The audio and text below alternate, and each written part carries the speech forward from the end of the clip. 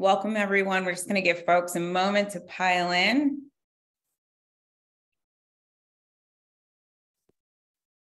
Thank you for being with us this afternoon.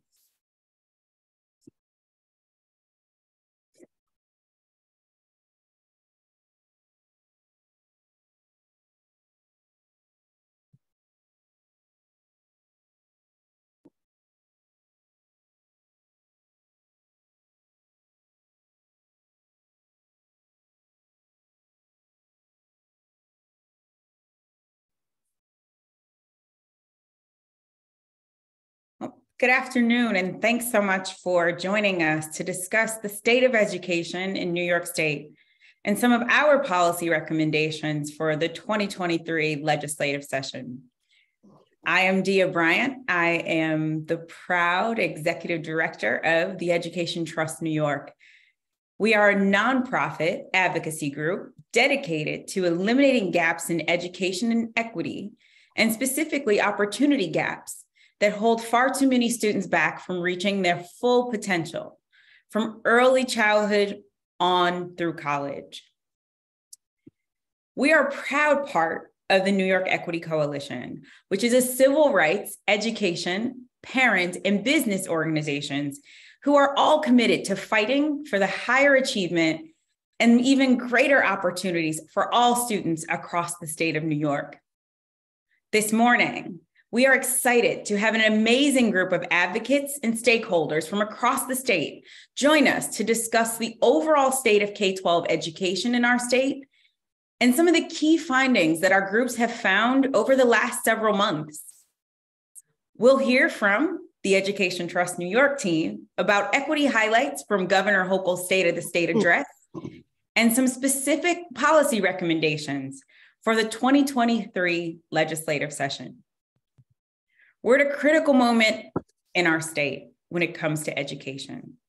And as you hear from our speakers and students, teachers and schools are facing significant challenges, many of which existed before the pandemic, and all of which have been exacerbated by the pandemic conditions. Today, we'll get a brief, high-level overview of what we've learned about the state of education in 2023. EdTrust New York and the New York Equity Coalition have been working to get a better understanding of the current education ecosystem as schools continue to recover from 3 years of interrupted instruction. This includes how districts have been spending their American Rescue Plan dollars, the latest state and federal student assessment scores, and trends and updates on graduation rates and requirements, teacher diversity across the state, student enrollment, and access to advanced coursework. All of our work is laser focused on equity and the impact of policies on students and families of color and those from low-income backgrounds, who in many ways have borne the brunt of the pandemic, but also stand to benefit the most from improved policies focused on closing equity gaps at the state level. While it can be easy to hear some of this data and become cynical about the state of education, there's lots of reason for optimism. Districts still have unprecedented infusion of state and federal dollars that can support innovative programs to help students both catch up and thrive. Now that we have student outcome data, state and district level leaders are able to target resources to schools and students most in need and adjust their strategies as needed. We also know that many district partners and community partners are using these funds to develop promising practices that can be replicated across the state, something that EdTrust New York will be highlighting throughout the year. The bright spots. Finally, while we all want a return to normal, we also know that normal before the pandemic, it just wasn't good enough, especially for students of color and students from low-income backgrounds. We challenge all of you to take advantage of these extraordinary times to create a new normal in education that prioritizes equity and high standards for all students. And we look forward to working with you all this year to make more equitable education system a reality for students across the state. Before I introduce our first speaker, I'd like to run through a few logistics for our time together. At the end of our presentation, we'll have time for Q&A. If you have a question, you can use the Q&A function at the bottom of your screen to submit a question. Our team will monitor the questions that are submitted and give the panelists time to answer those during the Q&A session. Also, please feel free to use the chat function. I am from a call and response culture, and I love when folks add in a uh-huh or yeah, I love that. That helps us keep in community.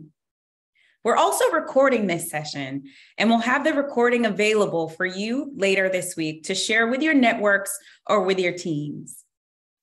With that, I get to turn it over to Jeff Smink, my colleague and Deputy Director at the Education Trust New York, to dive into some content. Jeff? Great, well, thank you, Dia, and it's great to be with you all this afternoon at this really important time for education across the state.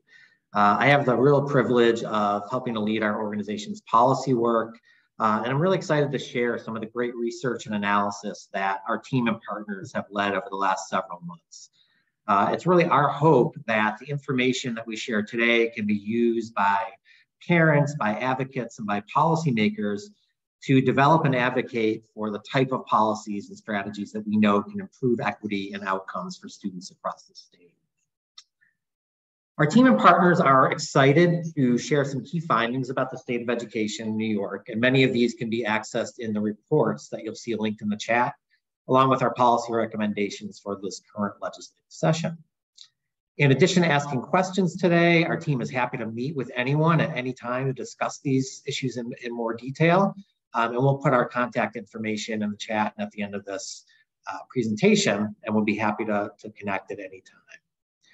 So I'm gonna dive right into some of the numbers and the data that we found over the last several months. And as Dia mentioned, one of the silver linings from the pandemic was a really unprecedented infusion of federal and state dollars, including the American Rescue Plan, which included a focus on addressing the impact of the pandemic on both student learning as well as overall well-being of students. And really this funding has provided really an unprecedented opportunity for districts to support the kind of innovative and bold strategy that can help students catch up and thrive. Yet our research found really mixed results on how districts have been using these dollars over the last year and a half. As context, New York received $9 billion in ARPA funds, that's American Rescue Plan Act, in 2021. Districts have until September of 2024 to spend these dollars, which puts us at about the halfway point in the spending timeline. Our analysis showed that as of September 2022, districts across the state had spent less than 10% of their ARPA funds and less than 20% of their overall ESSER funds. And so there were three different funding streams from the pandemic that all make up what we call ESSER. So less than 20% of those dollars have been spent. And that places New York State 49th in the pace of spending across the country. So to be clear, we note this in the report, there are legitimate reasons for the slow pace of spending, but we are really concerned about the lack of urgency that we're seeing from school districts in the state in using these funds, particularly given the assessment data that I'm going to talk about in a minute. To improve the use of these funds, we recommend that districts use this halfway point in the spending timeline to really reflect and revise on their funding strategies, to see what worked, what hasn't worked, looking at student assessment data, getting teacher, student, and parent feedback, and revising those strategies accordingly. We also urge districts to target their spending based on student and school needs and invest in evidence-based resources in early literacy, math instruction, tutoring, and mental health. And these are things you're going to hear over and over today as far as investment strategies. And then finally, we really urge the state to provide more guidance to districts to help them effectively spend these funds and evaluate the impact of spending on student outcomes. We haven't seen that at the state level, and as we highlight in the report, several states have done a really good job making sure that these funds are spent effectively. The next issue, one that's closely connected to the pandemic or to the previous issue, is the issue of state assessment scores and student outcomes. So as most of us know, the pandemic disrupted a number of key accountability measures across the state, including the annual state assessments in 3 through 8 English language arts and math. As a result, parents, school leaders, and policymakers have really been in the dark for several years about the statewide impact of the pandemic on student learning and other student outcomes. Testing did resume last year in the 21-22 school year. And after a pretty significant delay, the state released their findings of the assessment scores in late November of last year. Before we get into the numbers, I do think it's important to note that, as Dia mentioned, the pandemic exacerbated a number of pre-existing inequities, particularly for communities of color, both inside and outside of school. And it's not surprising that this had an impact on the state assessment scores, and really, I think, confirmed what many of us suspected about the impact of the pandemic on student learning.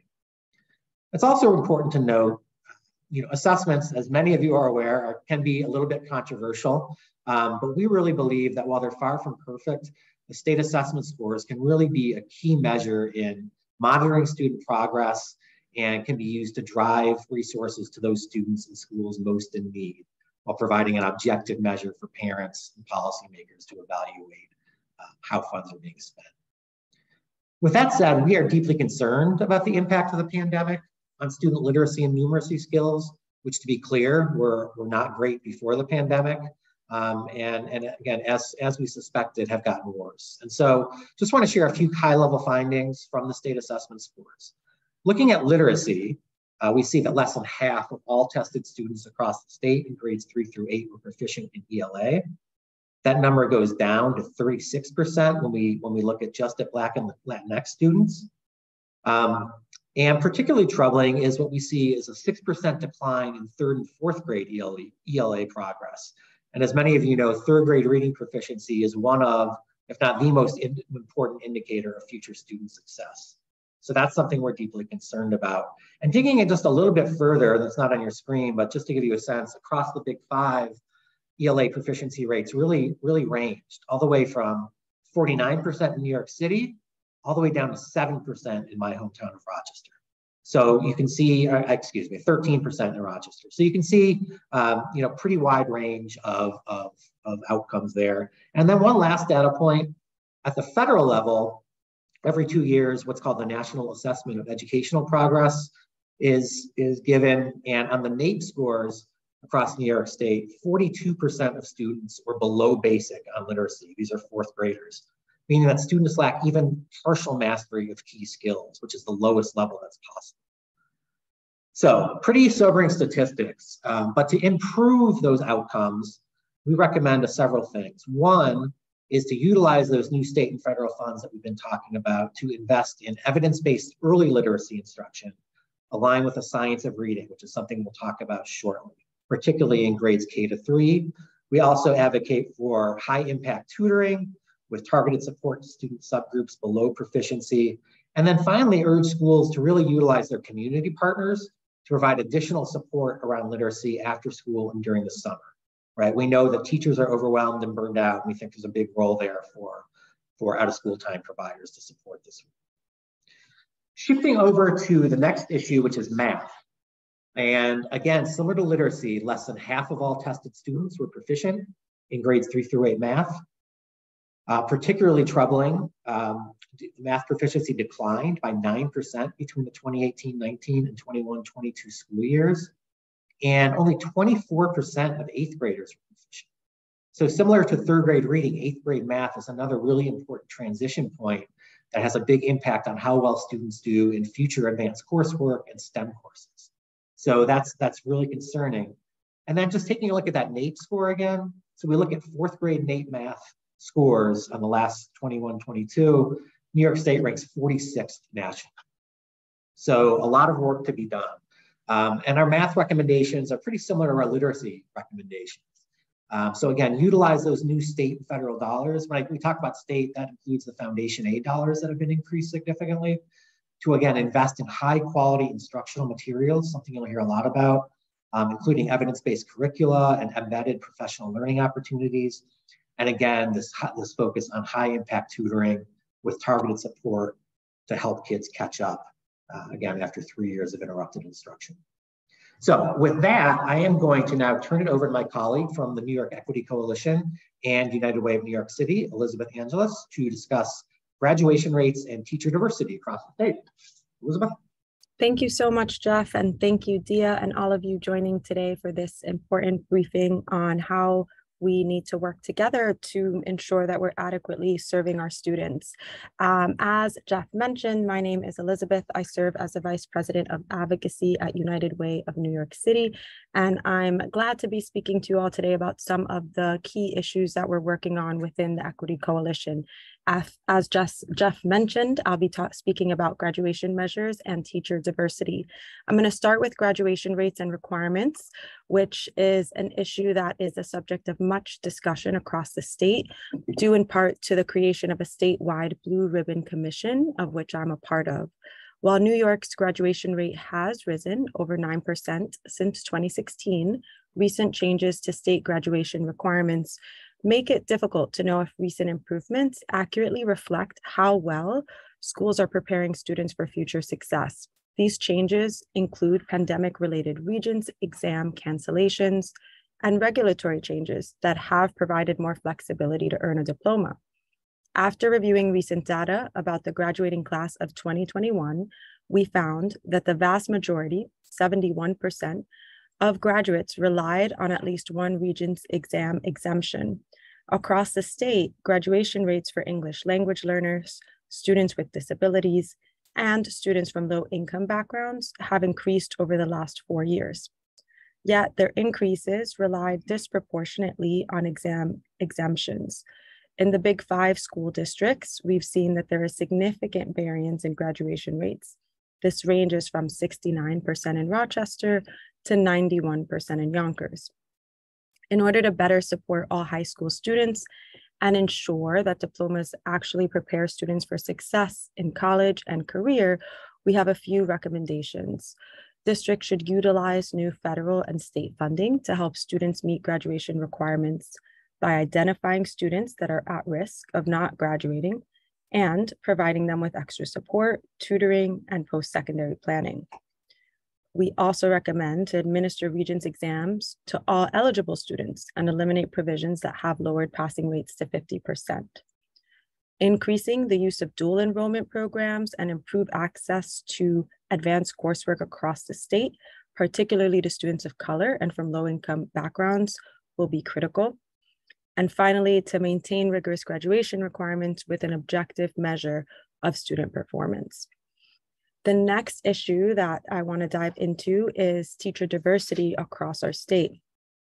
As we know, New York State is home to one of the most diverse student populations in the country, but our state's teacher workforce falls far short in representing the rich racial and ethnic diversity of its students. This leaves many students of color without access to teachers of the same race as them. Our review of state data found that between the 2018 and 2019 and 2021-2022 school years, New York failed to move the needle in cultivating a more diverse teacher workforce. Findings also include that 77% of teachers across the state were white, even though the majority of New York students are of color. While 29% of New York students are Latinx, only 8% of teachers are. Although having access to teachers of color benefits all students, more than 1 in 5 New York students attend schools without any teachers of color on staff. And students of color are far more likely to attend schools with more than 5 teachers compared to their with more than 5 new teachers compared to their white peers. White students also had overwhelmingly more access to the more experienced teachers than students of color. But we know this can be changed. So to improve teacher diversity across the state, we recommend that we strengthen the teacher preparation pipeline for future teachers and school leaders of color. This includes expansion of the State Teacher Opportunity Corps grant program, Grow Your Own initiatives, career pathways, and innovative alternative certification pilots and residency programs and other fieldwork. We also recommend improved recruitment and hiring at the state and school district level. This can be done by collecting and using data to examine school district practices and addressing implicit bias in the hiring process.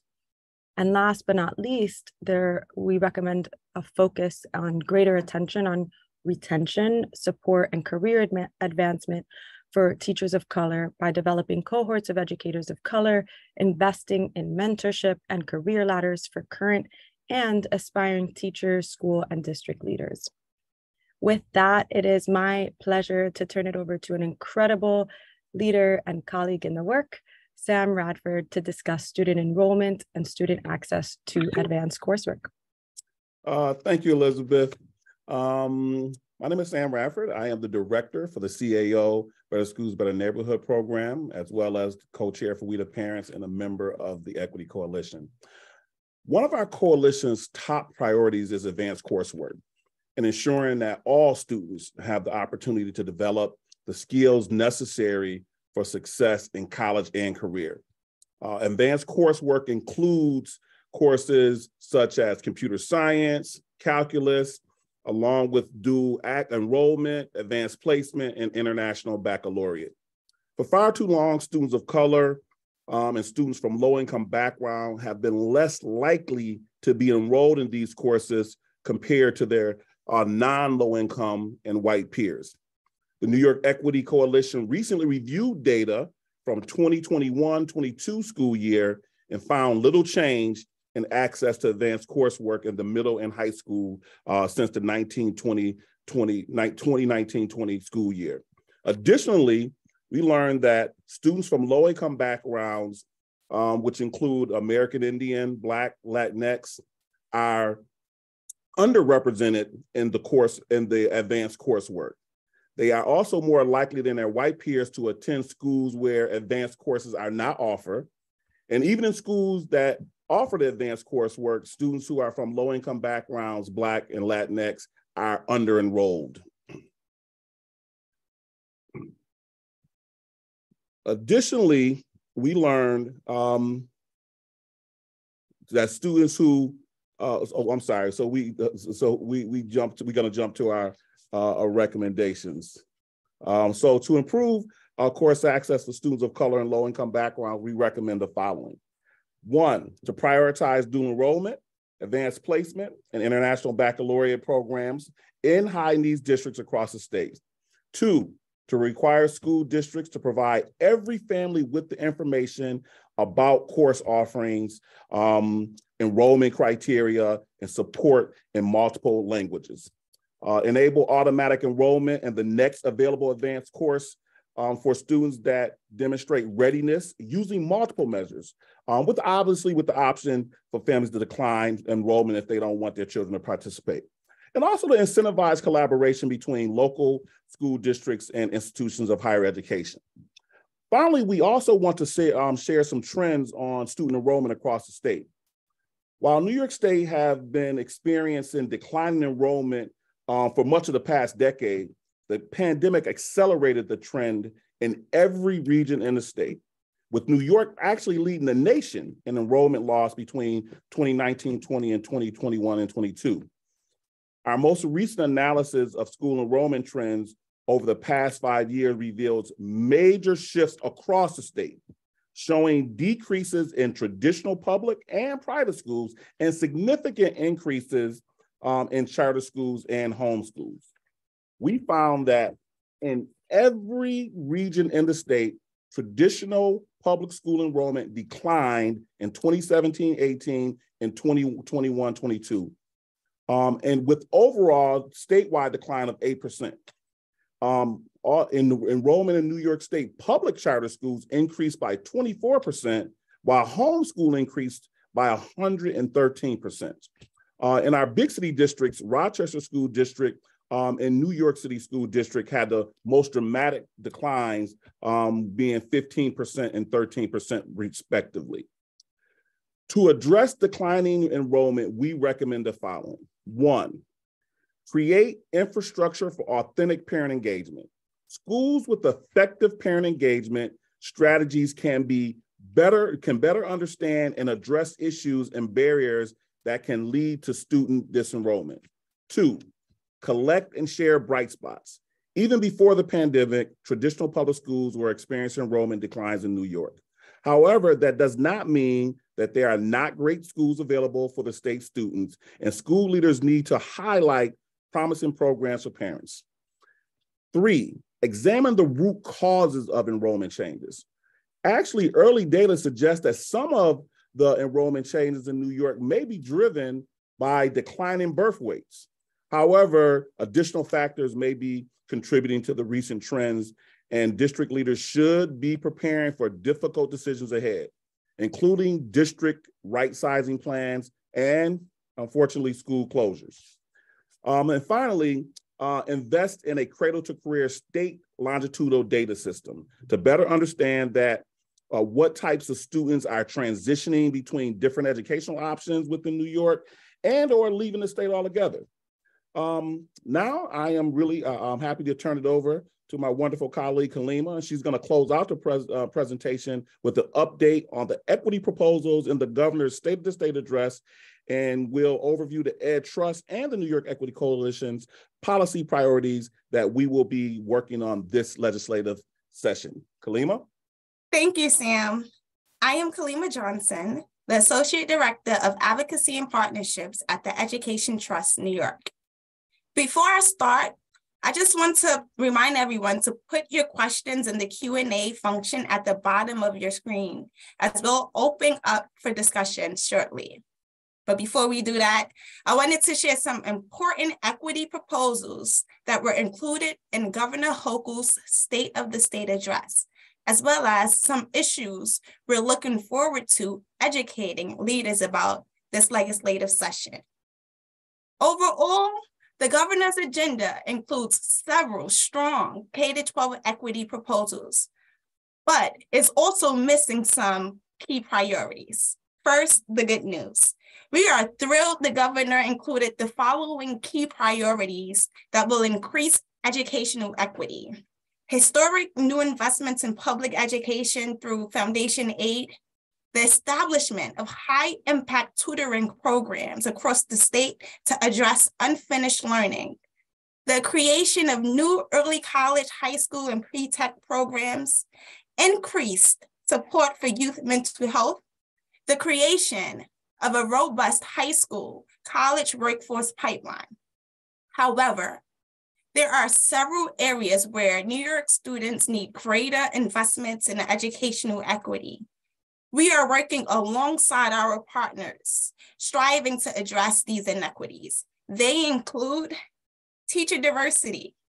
We just heard the data from Elizabeth. We believe New York needs to be intentional about improving teacher diversity. This includes creating funding opportunities to support the recruitment and retention of underrepresented certified teachers. It means fostering regional and statewide connections between underrepresented educators to share best practices and to create an extra layer of support. It also means building on the work of Grow Your Own initiatives. These actions are similar to teacher diversity related policies we have seen policymakers on the state level advocate for. Course access. We also heard the troubling numbers from Sam around course access. This is why we will continue to advocate for policies that expand course access, including policies that help ensure that students and their families understand the importance of rigorous coursework and have knowledge of what is available to them. We know Senator Lieu and Majority Leader Crystal Peoples-Stokes have been advocating for this on the state level. FAFSA. We know college is expensive, and we also know that every year, thousands of eligible New York State students don't complete the FAFSA. This is why we are supporting efforts to increase FAFSA completion, including policies that would require students to complete the FAFSA to graduate or to complete an opt-out form. Some of our additional priorities include early literacy. As Jeff noted earlier, third grade reading scores across the state are down. 30 states have passed legislation aligned to the science of reading, a vast interdisciplinary body of research about how children learn to read. New York does not have any does not have any state policies aligned with the science of reading, and many schools and teacher preparation programs are using non-evidence-based instructional resources, which plays a part in the poor literacy outcomes we see across our state. State leaders should adopt policies that support and incentivize the use of evidence-based literacy instruction across the state, including at teacher preparation programs to ensure more students are reading proficiently by third grade. A P-12 data system is something that we support.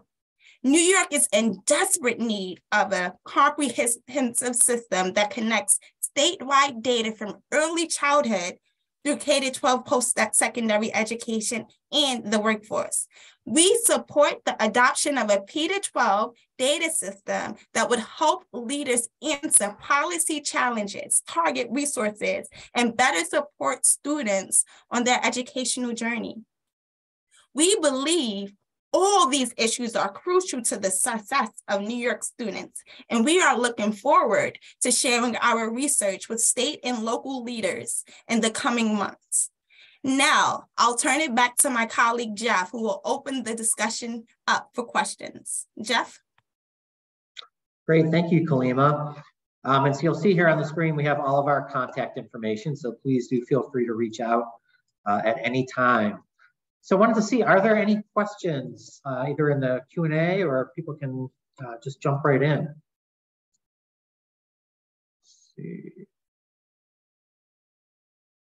Let's see, I do see a question here from Stan Lutta. Let's see. Increased funding for P-TECH schools is critical in improving opportunity for all students. The governor should be praised for this important increase, and yet last year, over 300 days ago when funds were added, none of the funding has been spent as of yet. An RFP for new P-TECH sites hasn't been released. Can we advocate that the new funding from the prior year be spent? So I think on our side that would certainly make sense, but I don't know if others on the team want to jump in on that one. Yes, Dan and I have talked about this extensively, and we are turning the wheels on this to try and get NYSED to get that RFP out, particularly in a moment where we have so much industry coming to our state and the potential for jobs in the tech sector and the civil service sector as well. So yes, we're on this stand. And so we charge folks that are on this call to dig into sort of the finances that are available. And we are happy to support with memos that we've sent and things that we've been doing if that can be helpful to folks as well. Great, are there any other questions? Let's see, one just popped up here from Monique. I would like to know how schools that serve under-resourced students are closing performance and academic gaps while simultaneously increasing access to advanced courses. I'll weigh in here, Jeff. Please. So Monique, the best example I have of this in our state, when we look at who's doing this, it is Edwin Quezada in Yonkers. And if you look at his leadership over the last 6 or 7 years, he has consistently had increased graduation rates. And some of it we could say was because of exemptions for the last 2 years. However, it's actually true that his graduation rate was increasing tremendously and significantly even before the pandemics and exemptions became sort of a rule of thumb. Let me tell you how he did that. Every 8th grade student in Yonkers takes the Algebra 1 course. It's an automatic enrollment. And not only do they have the automatic enrollment in that course, they also have the supportive services wrapped around, meaning if a child needs academic intervention or mentorship or MBK support, he's doing it. And I feel like I am the Edwin Quezada fan club leader in this regard.